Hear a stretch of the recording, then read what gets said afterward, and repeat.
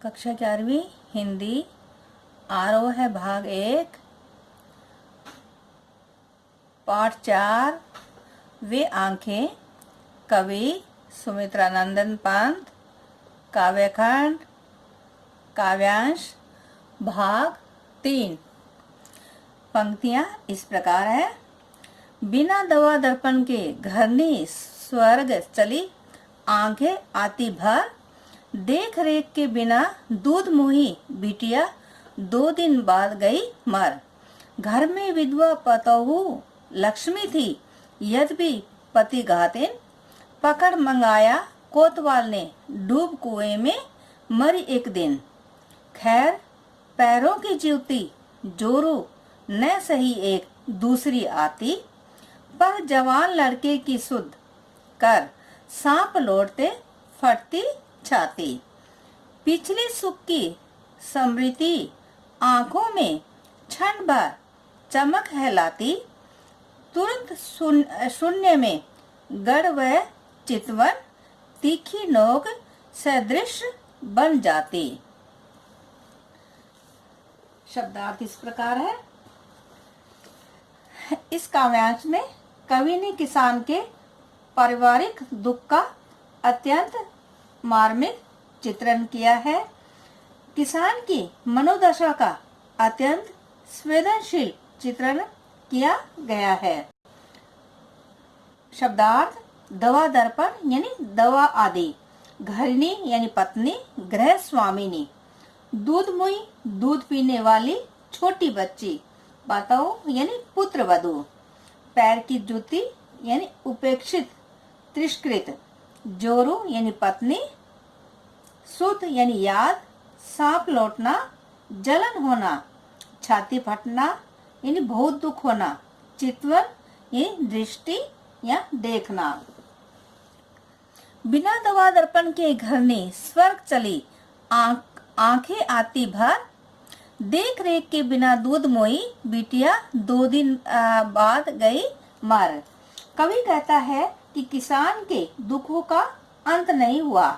किसान की सारी संपत्ति महाजनों द्वारा नीलाम करवा देने के पश्चात उसके पास एक कौड़ी भी नहीं बची। ऐसी विपरीत परिस्थितियों में उसकी पत्नी के बीमार होने और दवा के लिए धन का अभाव होने के कारण वह भी स्वर्ग है चली गई। पत्नी की मृत्यु के उपरांत उसकी दूध पीने वाली छोटी बेटी भी उचित पालन पोषण के अभाव में चल बसी। इस प्रकार विपत्तियों ने उसे घेर लिया। घर में विधवा पतोह लक्ष्मी थी, यद्यपि पति घातिन। पकड़ मंगवाया कोतवाल ने, डूब कुएं में मरी एक दिन। किसान का बेटा, पत्नी व बेटी तो काल के ग्रास बन ही चुके थे। अब केवल घर में पुत्र वधू थी। वह उस पर भी पति की हत्या का आरोप लगाया जा रहा था, जिसे पहले ही घर की लक्ष्मी कहा जाता था।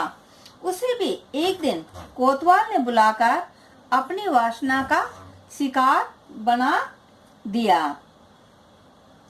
वह इस अपमान को सहन नहीं कर पाई और कुएं में डूबकर अपने प्राण दे देती है। किसान अपना सर्वस्व लुटाकर नितांत अकेला रह गया। उसके दुखों का कोई अंत नहीं था। खैर पैर की जूती जोरू न सही एक दूसरी आती, पर जवान लड़के की सुध कर सांप लौटते फटती छाती। अब कवि है वो कहता है कि पत्नी को आमतौर पर पैर की जूती के समान तुच्छ समझा जाता है। कहा जाता है कि एक न रही तो दूसरी आ जाएगी। उसी मानसिकता के चलते किसान अपनी पत्नी को तो फिर भी भूलने का प्रयत्न करता है, पर अपने जवान बेटे की ऐसे मृत्यु का स्मरण होने पर उसकी छाती पर सांप लौटने लगते हैं, अर्थात उसका दुख असहनीय हो जाता है। पिछली सुख की स्मृति आंखों में क्षण भर चमक है लाती, तुरंत शून्य में गढ़ व चितवन, तीखी नोक सदृश बन जाती। अपने अतीत के सुखद क्षणों का स्मरण होने पर कुछ देर के लिए किसान की आंखों में खुशी दिखाई देती है। सुखद स्मृतियों से बाहर निकलने और वास्तविकता से परिचित होने पर उसी क्षण उसकी दृष्टि शून्य में खो जाती है, जो एक तीखी सुई के समान बनकर उसके हृदय में चुभती रहती है। अर्थात सुख ही चमक क्षणिक है, जबकि दुख का कोई अंत नहीं है। इस प्रकार किसान के जीवन में केवल हताशा, निराशा और दुख ही शेष रह गया है। काव्य सौंदर्य इस प्रकार है। प्रस्तुत काव्यांश में कवि ने किसान पर होने वाले पुलिस के अत्याचारों का मर्म स्पर्शी वर्णन किया है। इसमें कर्म रस की अभिव्यक्ति हुई है। दवा दर्पण में अनुप्रास अलंकार है। ग्रामीण शब्दावली का प्रयोग किया गया है, जैसे लक्ष्मी, पतऊ।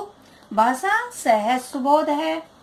न सही एक दूसरी आती कहकर नारी के प्रति संकुचित तथा रूढ़िवादी सोच उजागर की गई है। मुहावरेदार भाषा का प्रयोग किया गया है, जैसे सांप लौटना, छाती पटना, पैर की जुती आदि। तीखी नोक सदृश में बन जाती में उपमा अलंकार है। भाषा सरल सहज है। किसान की मानसिक पीड़ा का करुण चित्र प्रस्तुत किया गया है।